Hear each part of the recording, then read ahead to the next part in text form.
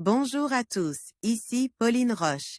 Bienvenue sur ma chaîne dédiée à la santé et aux avancées fascinantes en biotechnologie. Si vous êtes curieux de découvrir comment ces innovations transforment notre bien-être et notre avenir, n'hésitez pas à vous abonner pour ne rien manquer. Prêt à en savoir plus? Bonjour Allons-y! à tous, et bienvenue sur ma chaîne. Aujourd'hui, je vais aborder un sujet qui suscite beaucoup d'intérêt et de questions. L'hyposmie, ce symptôme qui pourrait être lié à la Covid-19.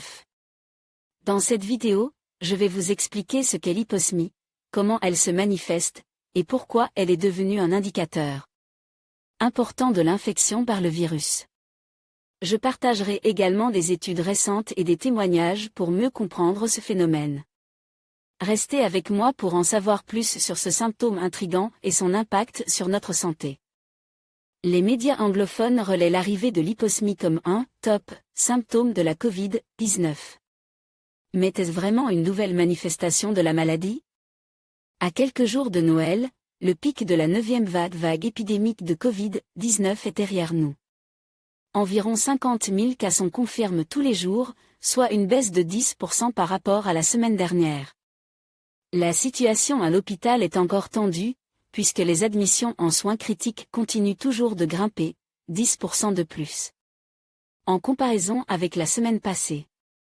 Avec la triple épidémie de grippe, de Covid-19 et de bronchiolite chez les enfants, il est parfois difficile de savoir quel virus nous a contaminés sur la simple base des symptômes. Les médias anglophones relaient l'apparition d'un symptôme de la Covid-19 jugé comme nouveau et mystérieux, l'hyposmie. S'il n'est plus obligatoire, le port du masque reste un geste barrière efficace pour se protéger des virus qui circulent durant l'hiver. Insta-bas photo, Adobe Stock l'hyposmie, une perte d'odorat partielle.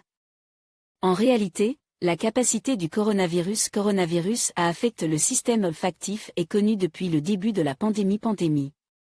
L'hyposmie est une perte partielle et temporaire de l'odorat, un symptôme très commun chez les personnes ayant la Covid-19 ou toute autre infection respiratoire. En revanche, l'anosmie est une perte totale de l'odorat temporaire ou permanente.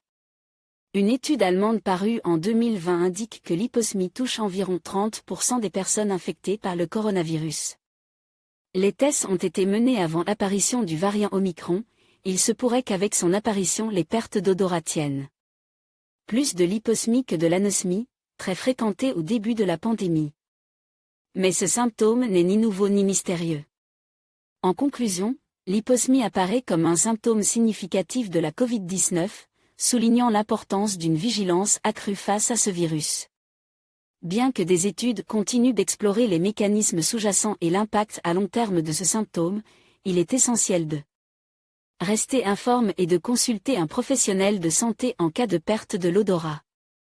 La compréhension de ces symptômes peut non seulement aider à un diagnostic précoce, mais aussi à mieux gérer la propagation de la maladie. Restez prudents et prenez soin de vous.